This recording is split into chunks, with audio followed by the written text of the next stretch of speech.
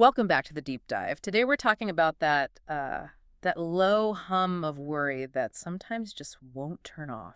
Or even that sudden spike of panic that can feel like it comes out of nowhere. Exactly. And if that sounds familiar, then this deep dive is definitely for you.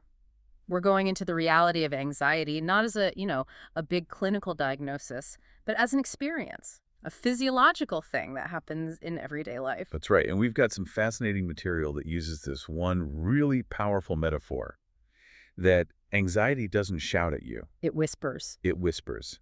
And our mission today is kind of twofold.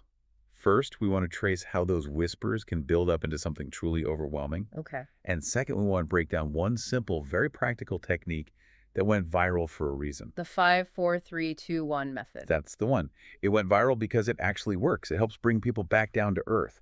We want to explain not just what happens, but why a trick that seems so simple can have such a huge physical effect on your nervous system. All right. Let's get into it. Let's unpack that journey from the whisper to the overwhelming shout. So this is where our case study begins, with the whispers. Our starting point is a story about a 16-year-old student. We'll call him Alex. And from the outside, Alex was, well, he was fine. Totally fine. Polite, friendly, doing okay in school. Not a star student, but not struggling either.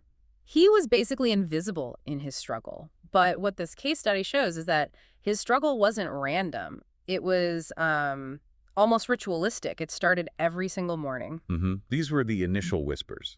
The source material describes him waking up with this strange, heavy feeling in his chest. You know, we talk about butterflies when we're nervous. Right, like before a big game or something. Excitement. But this was different, darker.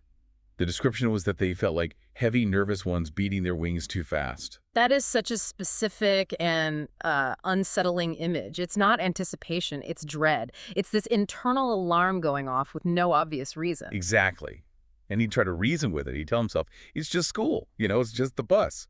But the physical symptoms were already starting. They were already taking hold. On the bus ride to school, that feeling would just get more intense. His hands would get cold. His breathing would get all shallow and short. That's the body getting ready for a fight, right? But a fight that isn't actually happening. That's it. The body is registering a threat, a serious one, no matter what your rational mind is telling you. And this physical distress was then fueled by this internal mental loop.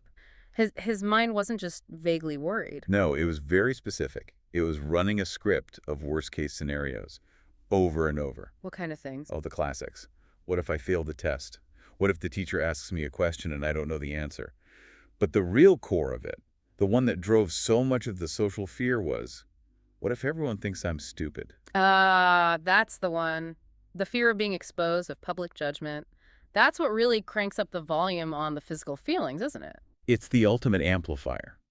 The whisper tells you that you're uniquely failing, that everyone else has it together. It takes a small worry and just inflates it until it feels enormous. And that feedback loop between the racing thoughts and the racing heart, that's what leads to the breaking point. It's a perfect storm. The mind confirms the body's alarm, and the body confirms the mind's worst fears. So this cycle just kept going day after day until it finally peaked.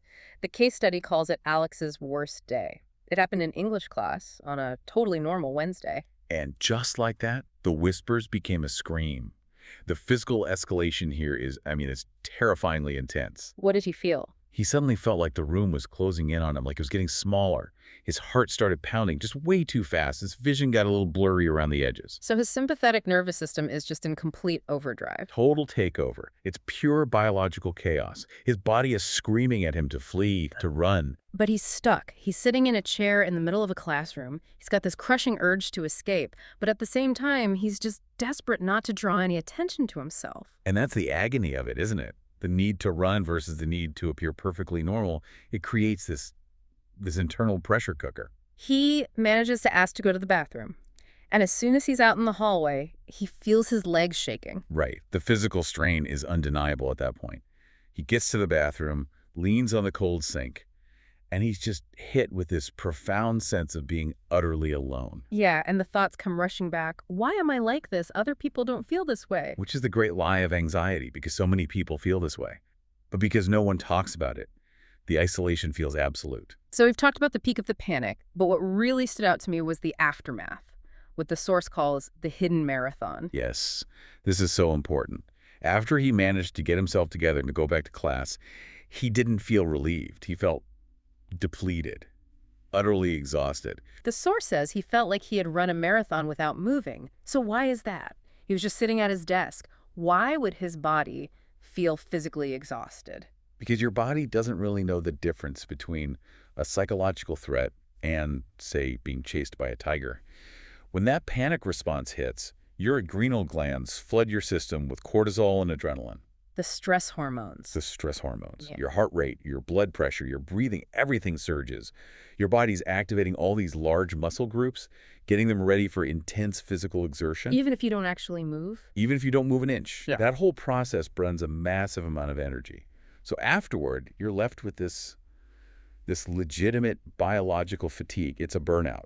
So if you, listening to this, have ever felt completely wiped out after a period of intense worry, it's not you being weak. Not at all. It's a measurable physiological response. You literally ran a marathon inside your own body. So Alex is exhausted. He feels completely alone. But that night, something changes. The turning point. He's just scrolling on his phone, probably just trying to numb out, and he finds a video, one of those short, viral clips with millions of views.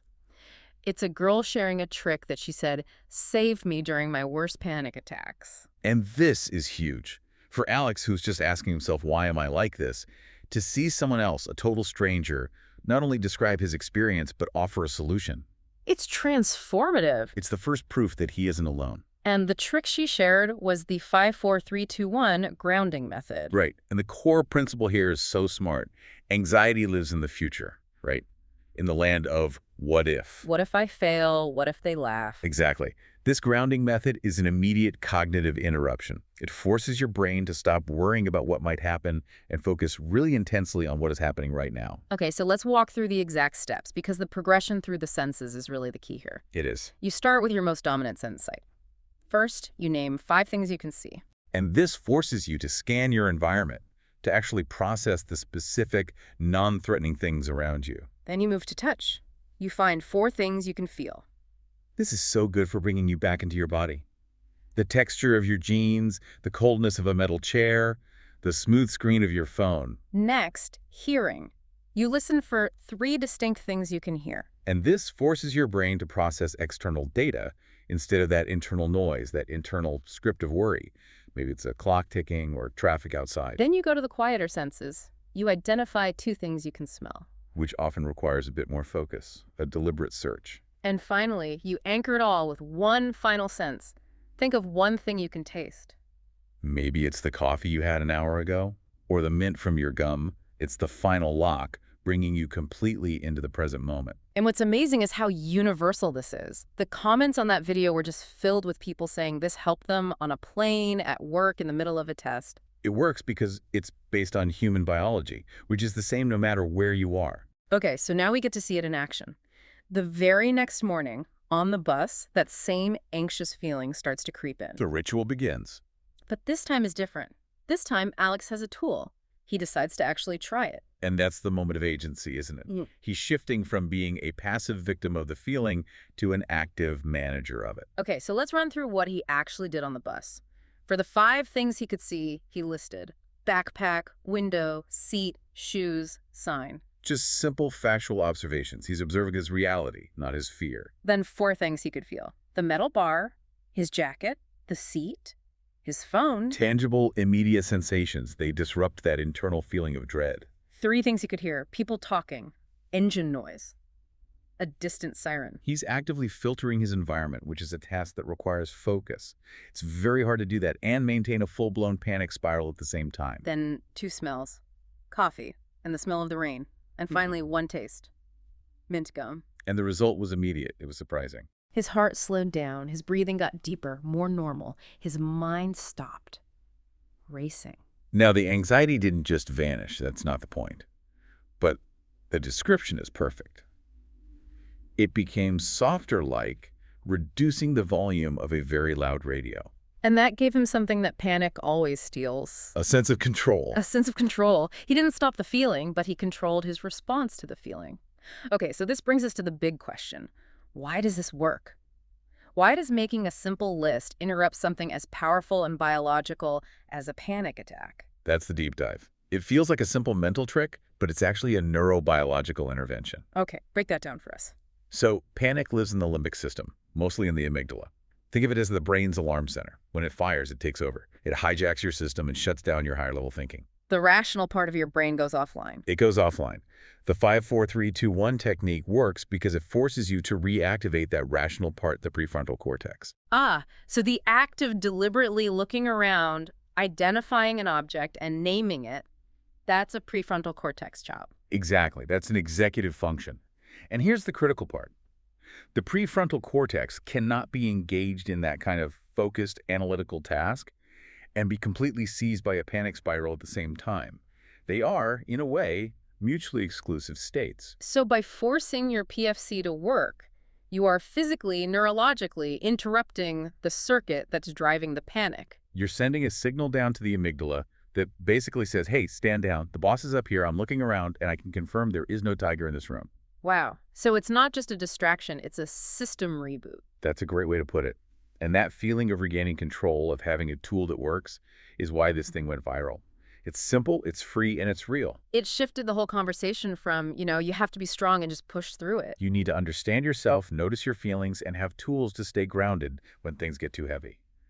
That message resonated with people everywhere. That is such a powerful and honestly a reassuring message. So if you're listening right now and you ever find yourself in that cycle before an exam, before a big meeting, or just on a random Wednesday for no reason at all, remember Alex's story. Remember that your feelings are valid and you are definitely not the only one running that hidden marathon. And keep this tool, the 5-4-3-2-1 method, in your mental toolkit. Look, it might not change your life overnight. It's not going to solve the root cause of all your stress. But that's not the goal. That's not the goal. The goal is just to help your brain slow down enough for you to catch your breath, to shift you out of that panic circuit and give you back a moment of control. And sometimes, really, that one simple act is more than enough.